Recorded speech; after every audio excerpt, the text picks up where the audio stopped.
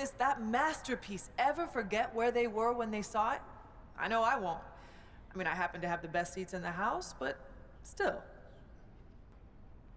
Look, I could go on and on about the greatness of MP, but I know he likes to do that too. So, rather than step on all of his toes, allow me to introduce the man you are all here to see, the legend, the GOAT, MP.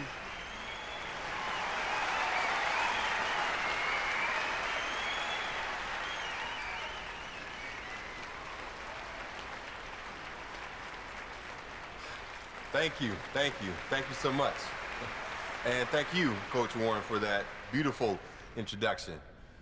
Some people might be wondering why you took a few shots at me in my extremely valuable collectibles, but anyone who knows you knows you're a master motivator, and anyone who knows me knows I rise to the occasion when I've been disrespected. So once again, thank you from the bottom of my heart for helping me unlock the best version of me.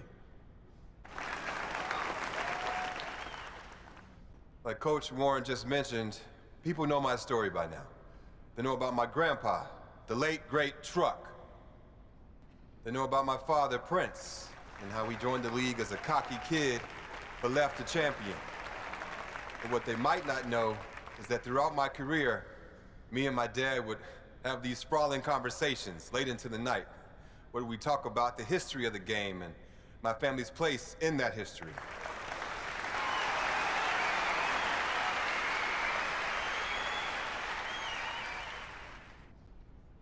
One of my favorite memories from those conversations was the time my dad told me the story of my grandpa's first NBA game. My grandpa didn't have the advantages I had growing up. He was raised in the inner city by a blue-collar father and a stay-at-home mom. There were times when they struggled to put food on the table, but he never complained. He never asked, why me?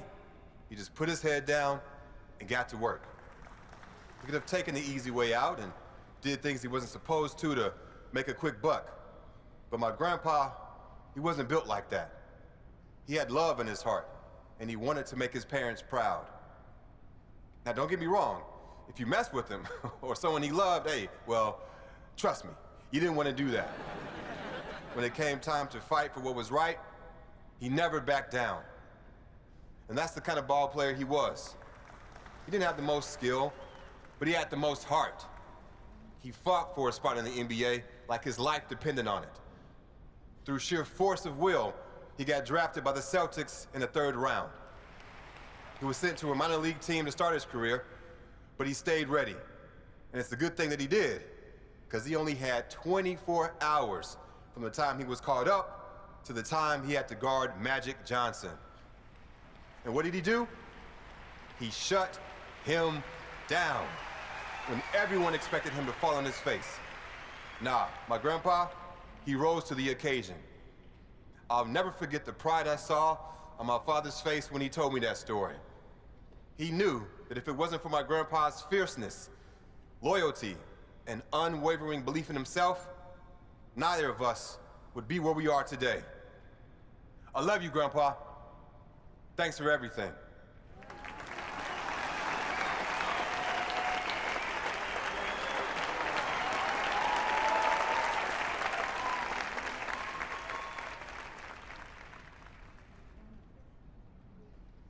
One of my favorite moments from those conversations was when my dad told me about the game that my grandpa outdueled Michael Jeffrey Jordan. Everyone remembers Truck as a defensive force, a great locker room guy, a valuable veteran mentor who showed young guys the ropes. But what most people don't remember is that the man could hoop. And that wasn't his strength, but when he felt like the team needed it, he wasn't afraid to get into his bag. If you don't believe me, watch the game. For those who need a refresher, the Pistons lost their first 3 matchups with the Bulls that year, and Coach Daly was sick of it. So during the 4th game, when MJ went out for 11 of the Bulls' first 12 points, my grandpa got the call to come in and knock MJ around a little, bad boy style. But Grandpa had other plans.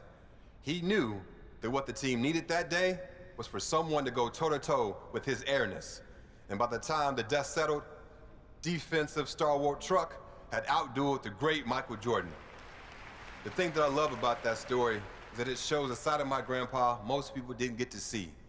He sacrificed for his family, and he was a really serious guy, but he loved life, and he loved the game of basketball. And every once in a while, that fun-loving guy would come out of his shell and show the world that you can't pigeonhole someone, no matter how well you think you know them. One of my favorite memories from those conversations was the time that my dad told me about his first game against the late, great Kobe Bryant. People might remember that my dad was on fire that game, and you might expect him to be proud of that. But it turned out to be the worst thing for him, because it gave him too much confidence. You need to believe in yourself to make it in this league, for sure. But the flip side to that is, you have to stay hungry.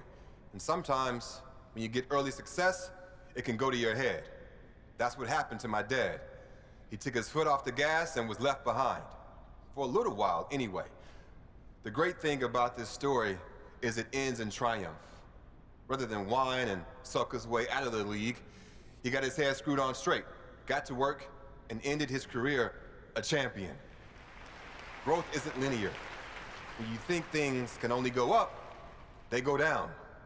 And when you think things can only go down, hey, they go up. My dad learned that the hard way, but he learned it. And that perseverance is something I'll always respect about him. One of my favorite memories from those conversations is when my dad told me about shutting down the great LeBron James in the NBA Finals. I love you, LeBron, don't get me wrong, but this is my moment, so I gotta tell this story.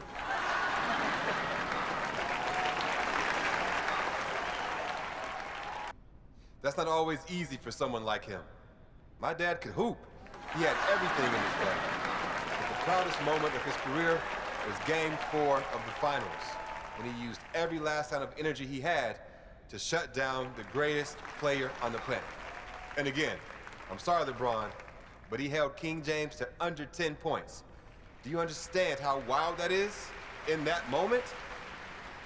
Lots of people still think he's some brash kid with no respect for the game. But those who knew him and love him like I do understand that he's a human being, one who learned from his mistakes and came out on the other side a better ball player and a better human being.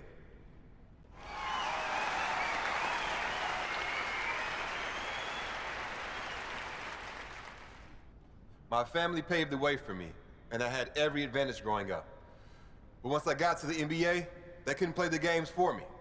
And as a lot of you remember, my first game was the most hyped debut since LeBron James. All eyes were on me, and everyone